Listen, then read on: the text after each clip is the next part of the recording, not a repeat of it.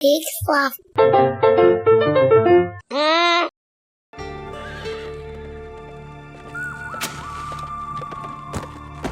Hey! That's a pretty sorry-looking wagon you got there, mister. I reckon it could use a coat of paint. Well, what are we waiting for? Gonna paint our wagon, gonna paint it good. We ain't bragging, we're gonna coat that wood. We're gonna paint that wagon, we're gonna paint it good. They ain't bragging, they're gonna coat that wood. Ah! They're singing! They're singing, Marge! Why aren't they killing each other? Yeah, their guns are right there. Wait. Here comes Lee Marvin. Thank God. He's always drunk and violent. What the hell is going on in my town? We're just painting this wagon. You got a problem with that? As a matter of fact, I do. You missed a spot. Well, grab a brush and join in. Gonna paint your wagon, gonna paint it fine.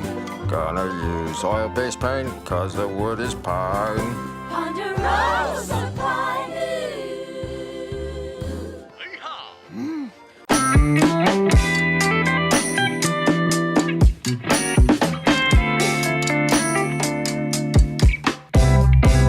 Hi, everybody. I'm Joel Murphy. And I'm Andy McIntyre. And this is Silver Linings Playback, the podcast where we watch maligned movies and we find their silver linings. And it's the month of November, and we're doing musicals like the one you just saw a clip from, Paint Your Wagon, from 1969, starring Clint Eastwood and Lee Marvin. That's a real clip from the real movie. That's directly from... It's very weird that The Simpsons are in it. Like, you wouldn't think. Yeah, it is weird that they're intercut a good 2 decades before they premiered on the Tracy Ullman Show. Right. But, you know, I mean, in the way that The Simpsons predicted everything, they predicted themselves. And so they were able to appear several decades ahead of time. That is indeed true. But yeah, this movie is a musical. Yes. Yes, it is. That's accurate. And it does indeed star Clint Eastwood and Lee Marvin. And it is wild. It's funny because that clip from The Simpsons, which I'm going to guess you had a similar thing to me, which is up until this week when we did this episode, that is my frame of reference for Paint Your Wagon. I had never seen Paint Your Wagon. 100%. So that's all I knew about it. And it's both not accurate in that, like, that song isn't in there, that scene isn't in there. It's not A to A based on anything, but it is, I think, emotionally true of the movie 100%. It is eerily accurate. Yes. Eerily accurate. Yeah, and yeah, it's Clint Eastwood, Lee Marvin, and yeah, apparently what was it that the Wild Bunch, he passed up the Wild Bunch, Lee Marvin, to do this movie because they paid him $1 million to make this movie, which, yeah, I'd probably do it too. I get it. I would also, I mean, yeah, as great as Sam Peckinpah is, I would still probably paint my wagon. Yeah. So I don't know what's weirder, how like thematically consistent that Simpsons video clip is, or the fact that I don't think a wagon gets painted once in the real movie. I have no idea why it's called Paint Your Wagon, because no, there is not a scene where a wagon is painted. There's a song, I think, where the chorus is something about painting wagons, and it starts with a wagon breaking. Yes. But then there's precious little wagoning the rest of the way. Yeah, well, because the movie is mostly about, and it's pretty easy to say, well, I guess, you know what, it's worth setting up properly. Whoa. Well, that's what I was going to skip, and I was like, you know what, no. But, well, let's go back. But I'll start by saying that the bulk of the movie takes place in a boom town that's called like No Name Town or something, isn't it? Like, and yes, it's basically they find gold dust and they set up a town to dig for gold. And that's where the bulk of the thing takes place. So the wagon is really only in the opening scene. And then they settle in the town for the rest of the movie. Yeah, it is. I think No Name City, which there was apparently actually a No Name City in Colorado, but this is set in California. Yeah. And they built a city for this movie. This movie, by the way, lost a ton of money because they built a city for the movie, and it went double over its budget, basically. It was super expensive to make, and it did not recoup its money. It's also based on a Broadway musical, but they changed the entire plot where, like, I was reading a little bit, the Broadway musical, Lee Marvin's character has a daughter, and it's actually about her daughter falling in love with someone who is Mexican in the thing and then not accepted by the town. And it's like a completely different story. This, by the way, is about Lee Marvin and Clint Eastwood. They agree. Okay, well, you know what? Opening scene. Let's start at the top. Yeah, opening scene is Clint Eastwood and his brother. Clint Eastwood almost dies and his brother dies. They have a horrible wreck, and Clint Eastwood, a wagon accident. And Clint Eastwood breaks his leg and his brother dies.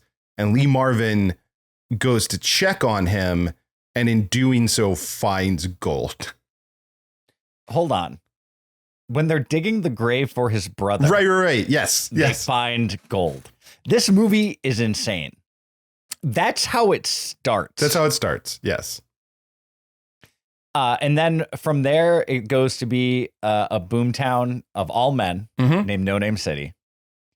But then a Mormon shows up with 2 wives. Yep.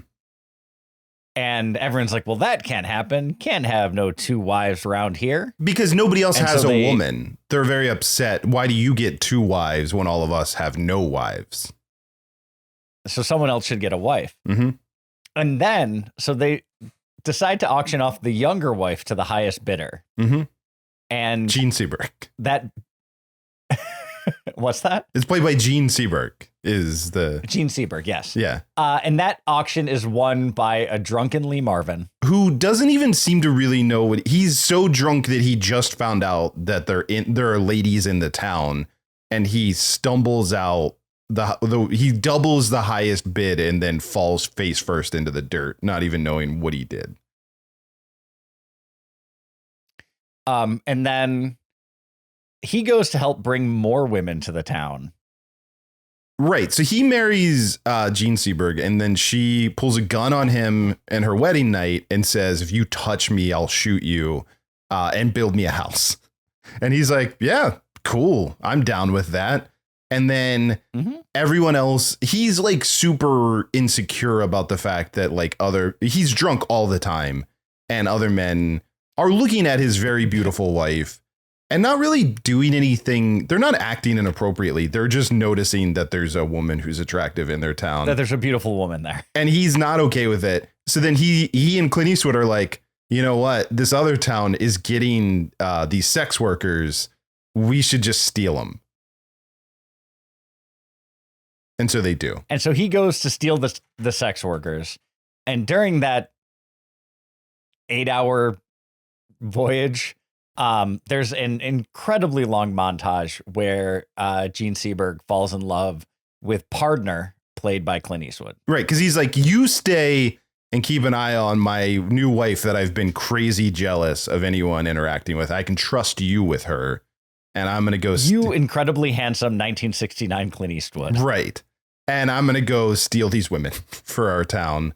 And he does, and they fall in love. I'm going to get us a brothel. Yeah. And then they fall in love.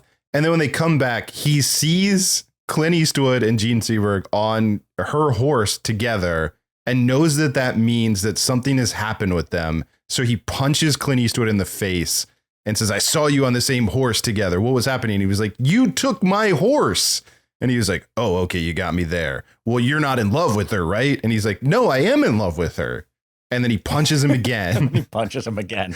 And then they basically both offered to leave the town to let the other guy have her. And then the biggest twist in this entire movie is, as they're explaining this to her, she goes, no, I love you both. What if we're a throuple? that happens in the movie. That's That is real. I 100% imagine real. someone's listening to this and they're like, you're making that up. I realize we started with the Simpsons clip. I realize it is not past Andy and I to make up things about movies, but this is 100% what happens in this movie. You can verify it however you wish. This is fully real.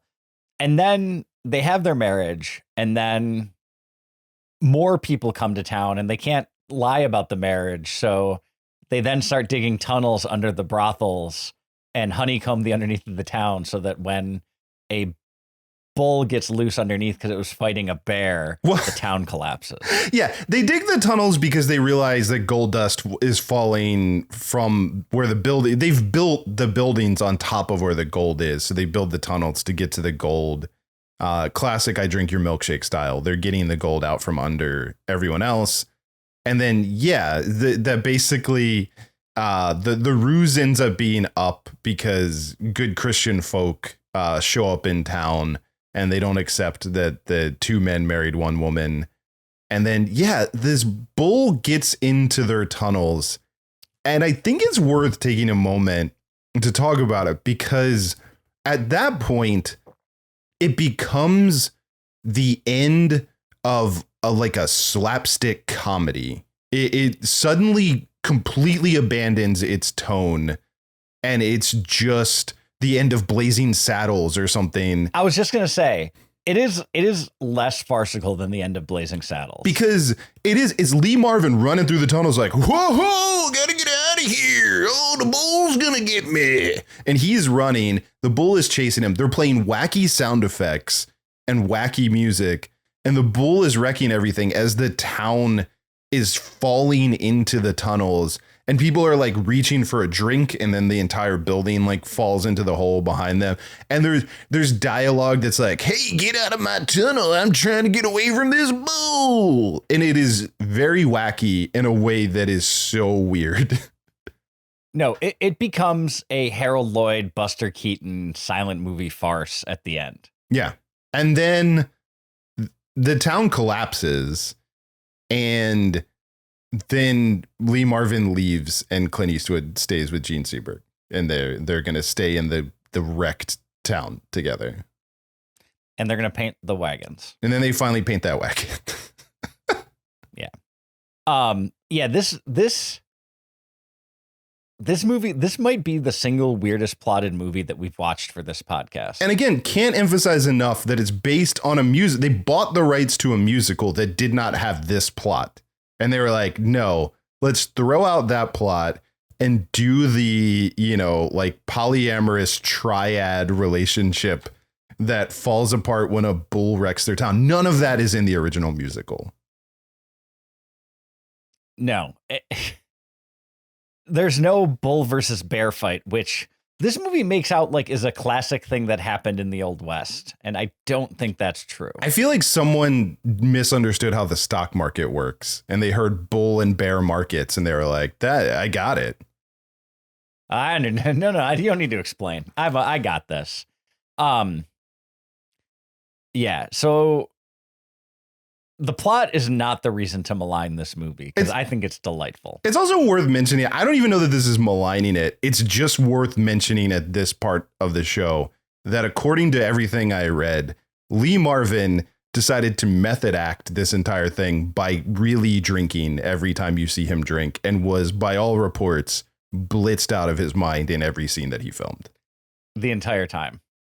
Although one thing they said is that anytime that he tried to shoot a scene and was too drunk to do it, the next day he would do it correctly. Which I love because, that was the director defending him. To be like, look, there's been some reporting that because he was like, we're friends. Look, me and Lee Marvin, we don't have any problems. This reporting is out of control. We get along famously. And sometimes he was too drunk to do scenes, but then he'd show up the next day sober and do that scene, and then get too drunk to do the next scene. And then he'd film that one in the morning. So we filmed every scene twice, once where he was blitzed out of his mind, and then the next morning when he was sober. Great. What do you mean the film's over budget? So all of that happened. Clint Eastwood and Jean Seberg were also both married to other people and reportedly had an affair while filming this. And she really cared about him. And as soon as this movie was over, Clint Eastwood ghosted her and never talked to her again. What a guy. Mm-hmm. Yeah. So that happened. The director burned the entire town to the ground when the filming was over, symbolically. Like he had built this whole town for catharsis. Yeah. And then he cathartically burned the whole thing. There are also reports that a lot of hippies and various people showed up on the set and started stealing their food. So then they made those people extras, and then those people unionized and shook them down for money, which they paid. Yeah, it's I like there's so much to malign about this movie, but I'm really excited that we did it for this podcast. It's, look, the biggest reason to malign it, and this is sincere, and it's the one thing that I texted you complaining about, is this movie is almost 3 hours long, and that is criminally unforgivable about it. There is no reason that it needs to be as long as it is. No, the runtime is legit 154 minutes, which is antagonistic. A good 54 minutes too much. I'm not even kidding. When I texted you to say that the movie was too long, I had thought that it was gonna be, I was like, this must be almost over. And I checked the time and there was still an hour left in it at that point. I watched this movie in 3 episodes. Yeah, that's correct. Because it was too much. Yeah. This movie is so, I would bet by time it's probably close, but this is unequivocally the longest movie I've ever seen. And definitely the longest no movie that we've watched for this podcast has felt as long as this movie did. No, for this podcast, I think it is the longest movie that we've watched. I think, so is the Avengers Infinity War longer than this? I don't know. They're comparable. I think that is actually 3 hours. Yeah. So they're not that much different runtime, but that has Thanos in it and, has to tie together a decade of storytelling and all of these characters. This just has everything that I told, that we told you guys happened. And you could have done that in 1 hour less time. And you think they could have just cut the songs. Maybe. Yeah. But the songs are the songs legit, maybe a sixth of the runtime. Right. Yeah. The songs don't take that much time. Probably worth mentioning, since it is a musical month, that the songs are pretty forgettable. None of the people that are the stars of this movie can sing. Jean Seberg, they dubbed with someone else's voice, but they let Clint Eastwood and Lee Marvin sing, and neither one of them is good at singing. But Lee Marvin did end up with a pretty sizable hit in the British pop charts for The Stars Return, and I think it was called. I think that is correct, yeah. Oh, Wandering Star is the name of the song. Yeah, Wandering Star is, that was a top 5 hit in the UK. So Lee Marvin is technically a one-hit wonder. Right, and I also couldn't tell you how that song goes right now if you offered me money. No, we'll get to it. There's one song I genuinely like from this, and I'll get to that with the silver linings. But yeah, this movie is so long, and most of the songs are just completely forgettable. Yes. Yeah, those are kind of, I don't know if there's anything else specifically you want to malign. I think those are the broad strokes of it. The movie's bananas and nonsensical, but in a good way? Question mark. It's way too long. The songs are forgettable. Lee Marvin hilariously can't sing. And Clint Eastwood tries his damnedest. I will say, maybe this is worth mentioning before we pivot, that I kind of when they set up the throuple, this polyamorous relationship, I kind of had that of okay, wow, that's pretty progressive for 1969 when this was made, and incredibly progressive for the West, obviously. And I thought it was really interesting. And I thought the movie didn't really seem to like, I didn't think the movie thought it was wrong. And in fact, it seemed to pretty much normalize it. But it did. The musical number, which we didn't talk about, that plays when the bull is wrecking the mine shafts for the gold, seems to imply that this is God smiting this town for all of its sins. And I thought that was really weird because I didn't think the movie felt that way about the town until the song was telling us, like, God's getting his revenge on the no-name town. And I was like, is he? Why? Like, I mean, the town, the only businesses in town were saloons, casinos, and brothels, usually all under the same roof. And I feel like the movie thought that was a little more salacious, but yeah, it was a shockingly functional throuple for that time period, both like chronologically within the movie and chronologically for the late 60s. I guess what I'm trying to say is if the movie believed that this was a modern day Sodom and Gomorrah that had been created with the sex workers and the gold and whatever, it didn't show us that. I never got that vibe on screen. No. That it was bad. Like, because there's a part where Lee Marvin's character, I guess you could say, corrupts one of the young Christian boys. But again, it's just sort of presented as, well, this boy's never had sex and he's never been in a bar. And Lee Marvin's like, well, do you want to drink and have sex in this brothel? And he's like, yeah, I guess I'll do that. And then he does. And he's not like out of control. He goes there a lot because there's nothing else to do. But I think that's the thing. The movie never feels like it's condemning sex work or the lives of anyone until it does. And it to me, honestly, it felt like a weird betrayal of this, like, shockingly progressive movie where I was like, man, the people who made this movie are cool. And then it's like, oh, no, they're not. They actually don't believe this. And they're weirdly. It almost felt like studio notes at the last minute. Maybe. Yeah. Maybe that's how they got away with it, is the studio was like, well, then they get punished. Right. And they're like, I guess. OK. Sure. Yeah. I like, this movie does have some genuine silver linings, and I'd like to start those silver linings with one Harve Presnell, OK, who plays Rotten Luck Willie, who is like, it's an ironic name because he actually is a very effective gambler. Right. But Harve Presnell, I would say most people, if they know who it is, he is the dad in Fargo, the movie. He plays Bill Lundegaard's wife's father. Right. Or Bill Lundegaard's father-in-law. Yes. And had a astounding career as a Broadway actor. To the point that, like, he kind of stopped doing movies shortly after this. And then Fargo was essentially his return to the screen after decades on Broadway. By far the best singer of any actual actors in this movie. Yes.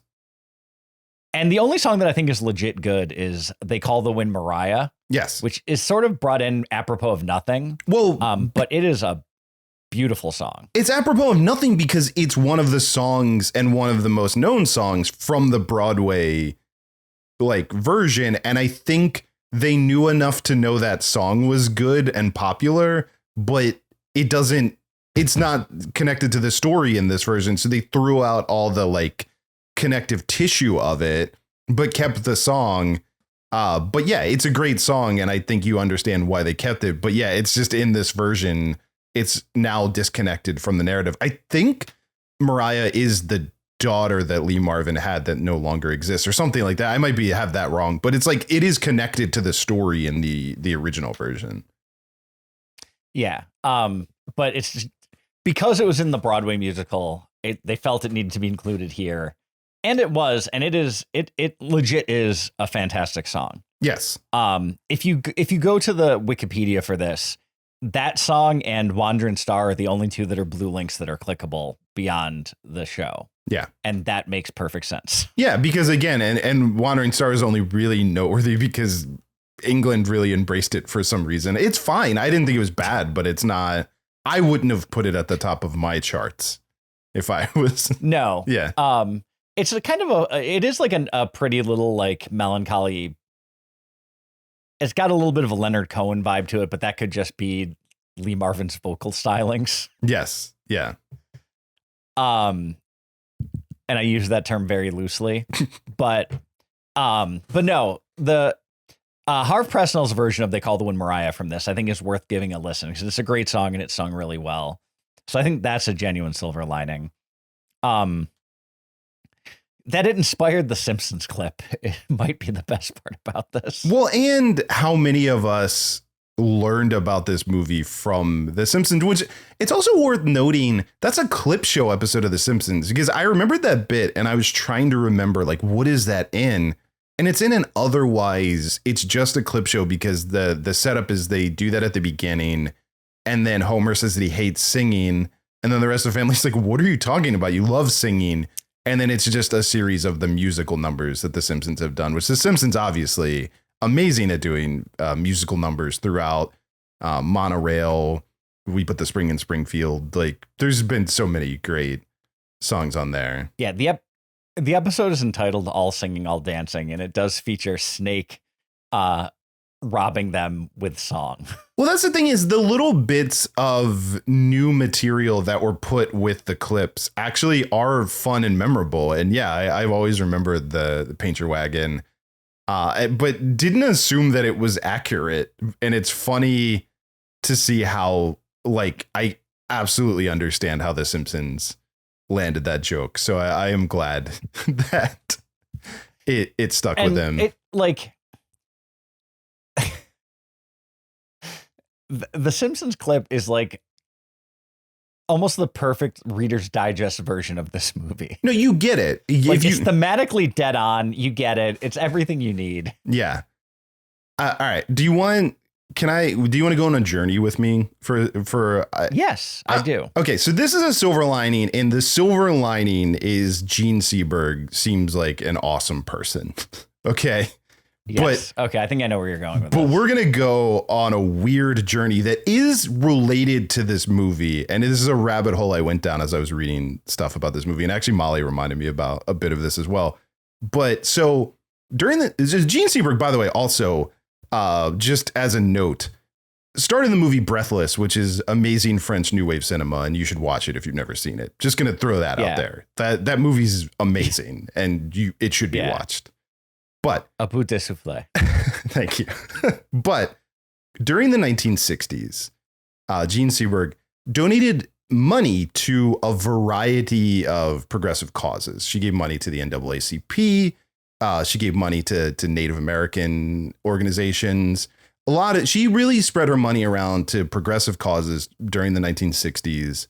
One of the places that she gave money to was the Black Panther Party. She donated some money to them as well. Because of that, J. Edgar Hoover and the FBI put her on a list, and they basically ran the COINTELPRO operation on her. So, as I mentioned before, her and Clint Eastwood had an affair while making this movie. She filed for divorce from her husband while making this movie as well. And so and her husband's name was Romain Garvey. She was married to him. In 1970, a year after this came out, she was pregnant, and there was a Los Angeles Times blind item that was released about her that said, like, because she said that Romain Garvey was the father of her kid. This blind item in the LA Times says, no, the kid is actually from a member of the Black Panther Party. Like, she had a kid with them just to discredit her. And that was leaked by the FBI, who then spent the next decade surveilling her, harassing her. They broke into her house. And all of this came out after she died, where, like, J. Edgar Hoover was briefing Richard Nixon on what he was doing to Jean Seberg. Like, that's how crazy this was. But it is all tied to this movie, weirdly, because it was all starting. She'd already donated the money by the time she made this movie, and her marriage was falling apart. while filming this movie. And then that was like one of the things that the FBI used was that they, used her marriage. But it like essentially this is obviously terrible.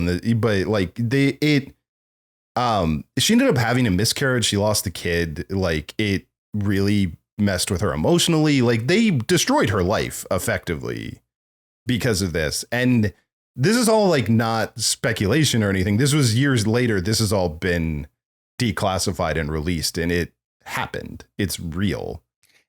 Yeah. If you are looking for reasons to hate the government in the year of our Lord 2024, there are no better place to start than the COINTELPRO files that J. Edgar Hoover and the FBI ran against the Black Panther Party, Malcolm X, Martin Luther King. I'm not a conspiracy theorist. It's not that's like not my thing. But COINTELPRO is wilder than most conspiracy theories and is 100% true. Well, that's why, yeah, it's like I feel like I have to keep saying that as we talk about it of like, no, we know this is true. Like this is not speculation. This is not like wild reporting. It's not hearsay. It's not conjecture. Yeah. It is hard evidence. It is hard evidence. There are United States government files that say we did this. The FBI did this. This was their plan. They did it on purpose, and that was what they wanted to do. And it was because she donated money to the Black Panthers. That was the entire reason that they ruined her life. No, COINTELPRO was 100% a federal government run operation to disrupt civil rights movements. Yeah. And civil rights leaders. Mm-hmm. And COINTELPRO is the portmanteau of counterintelligence program. Yeah. And yeah, it's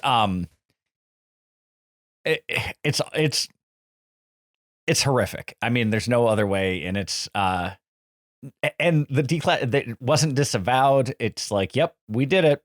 Mm-hmm. And again, J. Edgar Hoover and Nixon talked directly about this stuff. Like they had meetings where he was like, hey, it's going well. Like we're doing this.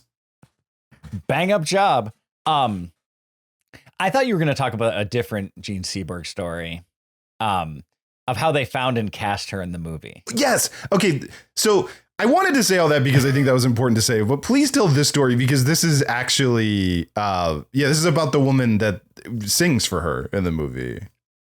Yeah. So, they, Jean Seberg, I guess, not much of a singer. Right. And so they wanted to dub, which was super common in movies. Marnie Nixon, probably the most famous dub singer. She dubbed Eliza Doolittle, Audrey Hepburn in My Fair Lady. I believe she also dubbed Natalie Wood in West Side Story.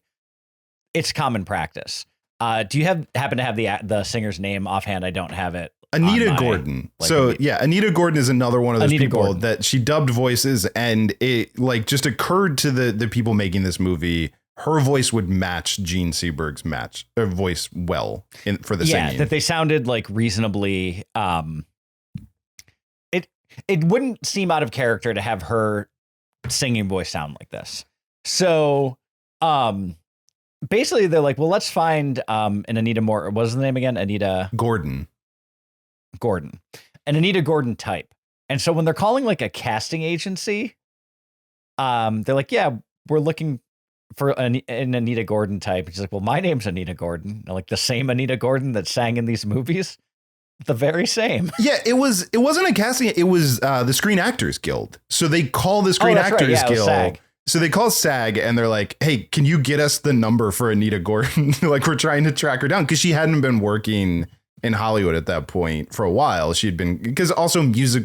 That's the other thing to keep in mind. Like we didn't talk about that in the first part of this, but like musicals were already pretty out of fashion by the time this was made. So like that's why Anita Gordon wasn't getting work. But yeah, so they call up SAG and they're like, hey, we're trying to track down Anita Gordon. And she goes, I'm Anita Gordon. So they like she was answering phones at SAG at the time. SAG. Yeah. And that's how they found her. Yeah. And that story is amazing. Or it's the story of how a woman who was answering phones at SAG conned her way into singing on this movie is the other possibility. Either one. Yeah. Either one. She went into the files and SAG and starts switching the photos and like, no, it's me. This is a single white female story. This is what happened. Yeah. I don't know that there's enough to do a whole movie about that, but that's like almost enough. Like there's something there. Mm-hmm. I like it. Yeah. The Anita Gordon story. That is good. It's like and it's even funnier if then she's like just happens to either be completely lying that her name is Anita Gordon and then has to essentially like dumb luck her way through getting this job, or it actually is Anita Gordon and they find her, the way like many movies, like they found the person that was, like how James Earl Jones was a famous baseball player in Sandlot type of thing, like that type of stuff. Either one is good and fun, and we'll write both of them, Hollywood, if you pay us. Yeah, 100%. Also, worth noting that this then became Anita Gordon's final film. This is the last thing that she did in Hollywood was this movie. So we'll also write that in, of course. Yeah, whatever you want. We'll do it. Mm-hmm. Yeah. We're here to do that. If you need us to paint your wagon, we'll do that. We'll paint it good. We will coat that wood. And whatever that phrase means to you. Wink. I'm just going to say it right. I'm going to put it right out there.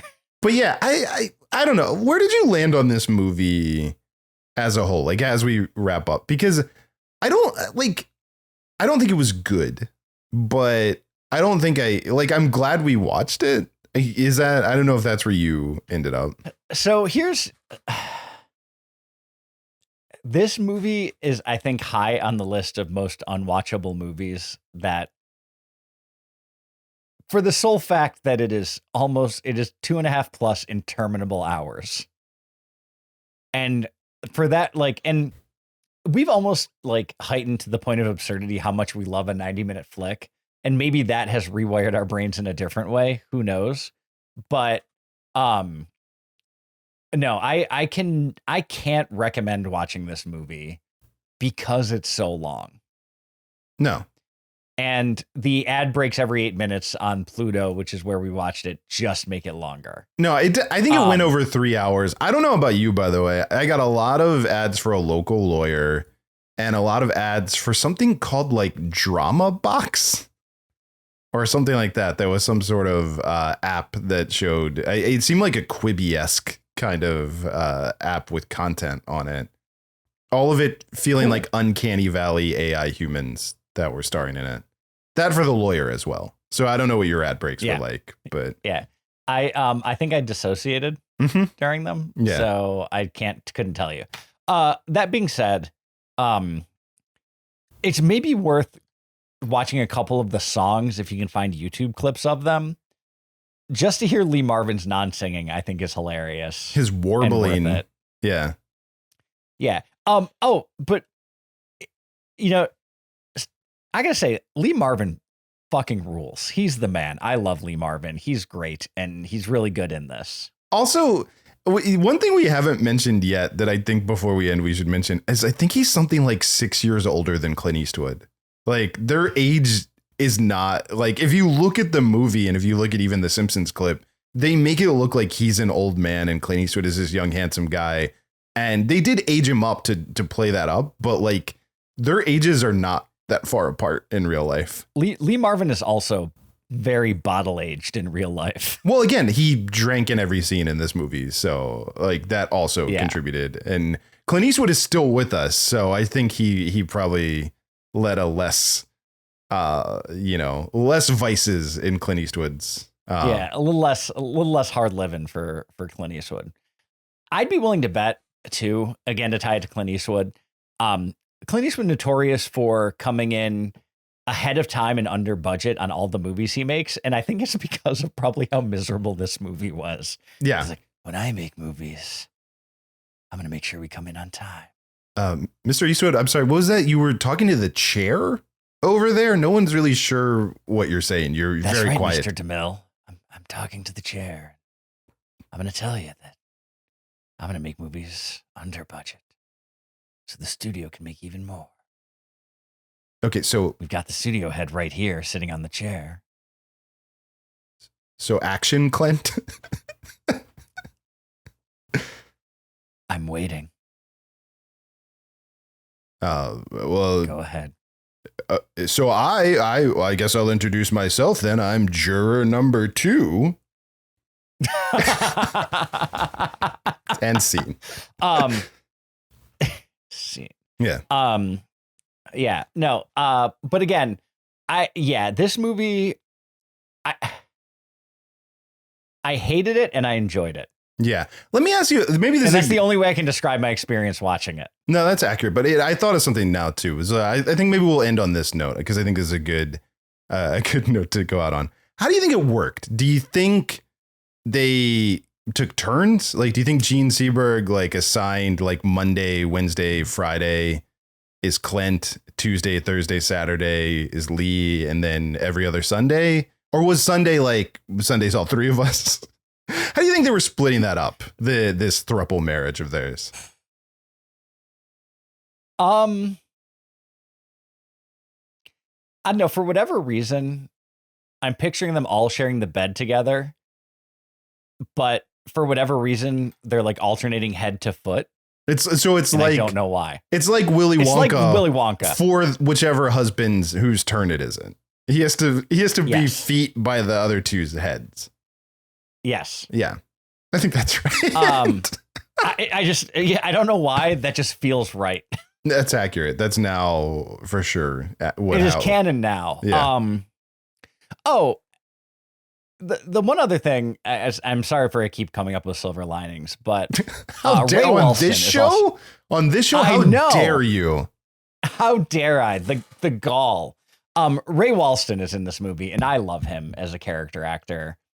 You probably know him. He was in the John Malkovich, Gary Sinise of Mice and Men as Candy. He was in the TV miniseries of The Stand. He had a small part in Johnny Dangerously. He was my favorite Martian. Just a great character. He was in Fast Times at Ridgemont High. Phenomenal career, and always brings a smile to my face for him to be not ancient, which is what he was in all the things I'm talking about. And then 2, just in the movie. So that made me happy. I didn't want to leave without talking about Ray Walston. Oh, I'm glad we got there. Get that in there. Yeah. Yeah. But I think we did it. We did it. Yeah, for sure we did it. We painted that wagon. We coated that wood. Silver Linings Playback is a production of HoboTrashcan.com. If you enjoyed the show, please rate or review it on Apple Podcasts. Hear more great shows on the Peak Sloth Podcast Network.